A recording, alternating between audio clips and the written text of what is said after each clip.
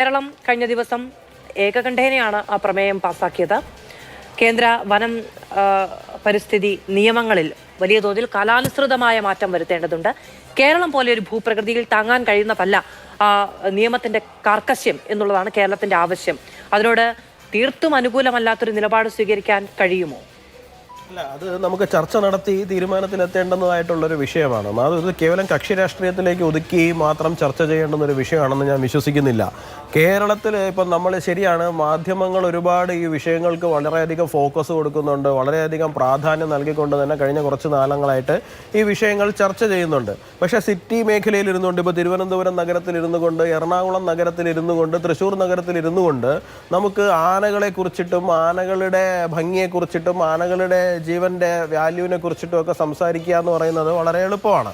നമ്മൾ വൈകാരികമായിട്ട് മാത്രമല്ല, വിചാരത്തോടു കൂടിയും വിവേകത്തോടു കൂടിയും ഈ വിഷയത്തെ നമ്മൾ സമീപിക്കേണ്ടതുണ്ട് എന്നുള്ളതാണ്. അതിൻ്റെ അർത്ഥം ആനകളെ എല്ലാത്തിനെയും വെടിവെച്ച് കൊല്ലണം എന്നല്ല ഞാൻ പറയുന്നത്. തീർച്ചയായിട്ടും നമുക്ക് ഏതെങ്കിലും ഒരു പക്ഷത്ത് നിൽക്കാൻ കഴിയുമെന്നുണ്ടെന്നുണ്ടെങ്കിൽ അത് മനുഷ്യൻ്റെ പക്ഷത്ത് മാത്രമേ നമുക്ക് ആദ്യ ഭാഗത്ത് നമുക്ക് നിൽക്കാൻ കഴിയുകയുള്ളൂ. വയനാട്ടിലെ മനുഷ്യരോടൊപ്പം മാത്രമേ നമുക്ക് നിൽക്കാൻ കഴിയുള്ളൂ. കാരണം ഒരു വീട്ടിലെ ഒരു അച്ഛൻ മരിച്ചു പോയി കഴിഞ്ഞാൽ, മകൻ മരിച്ചു പോയി കഴിഞ്ഞാൽ, ഭർത്താവ് മരിച്ചു പോയി കഴിഞ്ഞാൽ അവരനുഭവിക്കുന്ന വിഷമം എന്താണ് എന്നുള്ള കാര്യം കണ്ടു നിൽക്കുന്ന ആൾക്കാർക്ക് എത്രത്തോളം മനസ്സിലാകുമെന്ന് എനിക്കറിയില്ല. പക്ഷേ ഒരു ആന ചെരിഞ്ഞു കഴിയുമ്പോൾ, ആനയ്ക്ക് എന്തെങ്കിലും സംഭവിച്ചു കഴിഞ്ഞാൽ വളരെ വൈകാരികതയോടുകൂടിയാണ് ആൾക്കാർ അതിനെ എടുക്കുന്നത്. അതിനെ വൈകാരികതയോടെ എടുക്കേണ്ട എന്നുള്ളതാണ്. നമ്മൾ മനുഷ്യരാണ്, അതുകൊണ്ട് തന്നെ വൈകാരികതയോടുകൂടി നമ്മൾ എടുക്കും.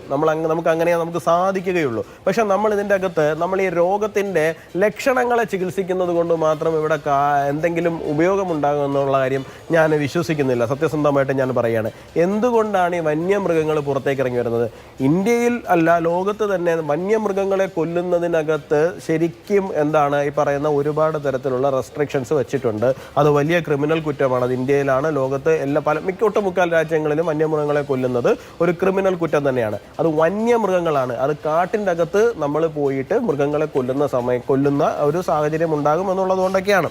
പക്ഷേ ഈ വന്യമൃഗങ്ങൾ ഇപ്പോൾ നാട്ടിലേക്ക് ഇറങ്ങി വരികയാണ്. ഈ മൃഗങ്ങളെ സംബന്ധിച്ചിടത്തോളം നാടിനേക്കാളും സ്വാഭാവികമായിട്ടും അവരുടെ ആവാസ വ്യവസ്ഥ എന്ന് പറയുന്നത് കാട് തന്നെയാണ്, വനം തന്നെയാണ്. അവരെന്തുകൊണ്ട് ആ വനം വിട്ട് പുറത്തേക്ക് ഇറങ്ങി വരുന്ന സാഹചര്യം ഉണ്ടാകുന്നു എന്നുള്ള കാര്യമാണ് നമ്മൾ ആദ്യം ചിന്തിക്കേണ്ടത്.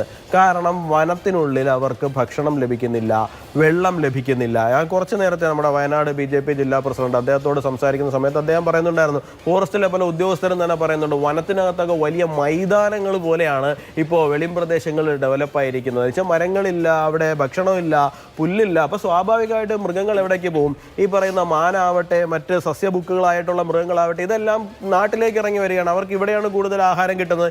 ഇതെല്ലാം നാട്ടിലേക്ക് ഇറങ്ങി വരുന്നതോടുകൂടി തന്നെയാണ് കടുവ പോലെയുള്ള ബാക്കി കാർണിവോറസ് ആയിട്ടുള്ള മൃഗങ്ങൾ അവരും പുറത്തേക്ക് ഇറങ്ങി വരികയാണ്. അപ്പോൾ ഇതെല്ലാം നാട്ടിലേക്ക് വരുന്ന സാഹചര്യം എങ്ങനെ ഉണ്ടാകുന്നു എന്നുള്ള കാര്യത്തിൽ നമ്മളത് മനസ്സിലാക്കേണ്ടതുണ്ട്.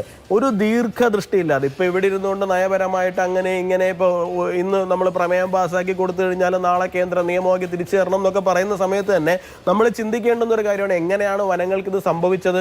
യാതൊരു തത്വദീക്ഷയുമില്ലാതെ തേക്ക്, അക്വേഷ്യം പോലുള്ള മരങ്ങൾ വെച്ച് പിടിപ്പിച്ച് കാട് വനം മരം നടിയിൽ പരിപാടികളെ കൊഴിപ്പിക്കാൻ വേണ്ടിയിട്ട് ഇത്തരം മരങ്ങൾ വെച്ച് പിടിപ്പിച്ച് വനങ്ങളെ മുഴുവൻ ഊഷര ഭൂമിയാക്കി മാറ്റി അവിടെ മുഴുവനും വെള്ളം മറ്റ് ചെടികൾക്ക് കിട്ടാത്ത സാഹചര്യം ഉണ്ടാക്കി.